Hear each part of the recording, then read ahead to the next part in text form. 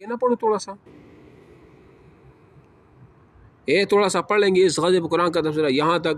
تھوڑا سا پڑھ لیں گے، اتنا نہیں ہے، بس یہاں تک آ جائے گا، ٹھیک ہے۔ اچھا جی، اس کے بعد ہے، کدھر ہے، ایک منٹ، کہاں ہے، اچھا یہ اس طرح مکے کا ایک جاسوس بھی مارا گیا اور اس کا نام معاویہ بن مغیرہ بن ابی العاص تھا، اور یہ عبد الملک بن مروان کا نانا تھا۔ یہ شخص اس ضد میں آیا کہ جب احد کے روز مشرکین واپس چلے گئے تو یہ اپنے چچیرے بھائی حضرت عثمان بن عفان سے ملنے آیا۔ حضرت عثمان نے اس کے لیے رسول اللہ صلی اللہ علیہ وسلم امان طلب کی کہ آپ نے اس شرط پر امان دے دی کہ اگر وہ 3 روز کے بعد پایا گیا نا تو قتل کر دیا جائے گا۔ لیکن جب یہ مدینہ اسلامی لشکر سے خالی ہو گیا تو یہ شخص قریش کی جاسوسی کے 3 دن سے زیادہ ٹھہر گیا، اور جب لشکر واپس آیا تو بھاگنے کی کوشش کی۔ رسول اللہ صلی اللہ علیہ وسلم نے حضرت زید بن حارثہ حضرت عمار بن یاسر کو حکم دیا، انہوں نے اس شخص کو تعاقب کر کے اسے تہہ تیغ کر دیا، یعنی قتل کر ڈالا۔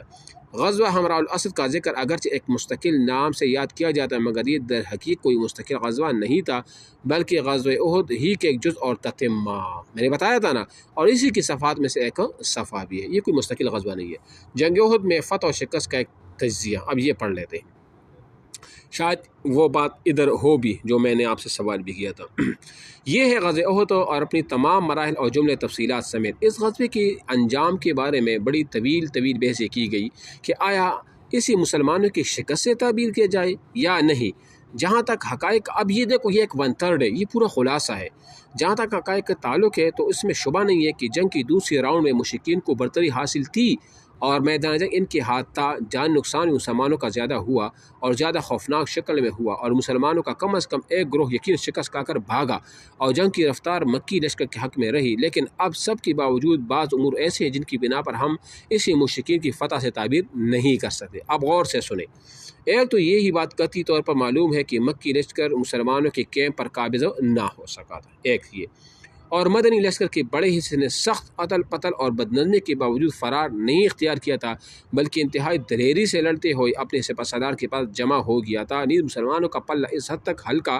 نہیں ہوا تھا کہ مکی لشکر ان کا تعاقب کرتا۔ علاوہ ازیں کوئی ایک بھی مسلمان کافر کی قید میں نہیں گیا تھا۔ دیکھو کتنی بڑی زبردست بات ہے نا، کوئی بھی قیدی نہیں بنائی گیا، نہ کفار نے کوئی مالی غنیمت حاصل کی۔ اب یہ دوسرا پوائنٹ بھی آپ نوٹ کر لکھ لو۔ پھر کفار جنگ کی تیسری راؤنڈ کے لیے تیار نہیں ہوئے تھے، حالانکہ اسلامی لشکر ابھی کیمپ ہی میں تھا۔ علاوہ ازیں کفار نے میدان جنگ میں 1 یا 2 دن یا 3 دن قیام نہیں کیا، حالانکہ اس زمانے میں فاتحین کا یہی دستور تھا اور فتح کی ایک نہایت ضروری علامت بھی تھی، مگر کفار نے فوراً واپسی کی راہ اختیار کی اور مسلمانوں سے پہلے ہی میدان جنگ خالی کر دیا۔ اب دیکھو، نیز انہی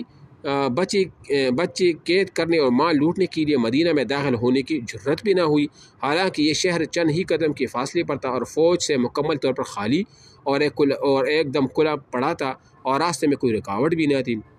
ان ساری باتوں کا حاصل یہ ہے کہ قریش کو زیادہ سے زیادہ صرف یہ حاصل ہوا کہ انہوں نے ایک وقتی موقع سے فائدہ اٹھا کر مسلمانوں کو سخت قسم کی زخم پہنچائی، تکلیف پہنچائی، ورنہ اسلامی لشکر کو نرغے میں لینے کے بعد اسے کلی طور پر قتل یا قید کرنے کا جو فائدہ انہیں جنگی نقطہ نظر سے لازماً حاصل ہونا چاہیے تھا، اس میں وہ ناکام رہے، اور اسلامی لشکر قدرے بڑے خسارے کے باوجود نرغہ توڑ کر نکل گیا، اور اس طرح کا خسارہ تو بہت سی دفعہ خود فاتحین کو برداشت کرنا پڑتا ہے، اس لیے اس معاملے کو مشرکین کی فتح سے تعبیر نہیں کیا جا سکتا۔ اب سمجھ آ گیا؟ ہاں جی، اچھا جی، اب یہاں سے جو ہے نا پھر اس غزوے پر قرآن کا تبصرہ کہ قرآن نے کیا کہا اس بارے میں، اور پھر غزوے میں کار فرما خدائی مقاصد اور حکمت اس میں کیا تھی، کہ کیوں مسلمان اتنے شہید ہوئی وغیرہ وغیرہ۔ اچھا یار یہ بھی پڑھ لیتے ہیں، یہ احد کے بعد کی فوجی مہمات ہے، میں کہتا ہوں یہاں تک ختم نہ کروں، ہاں جی، یہاں بس، اچھا جی، اس غزوے پر قرآن کا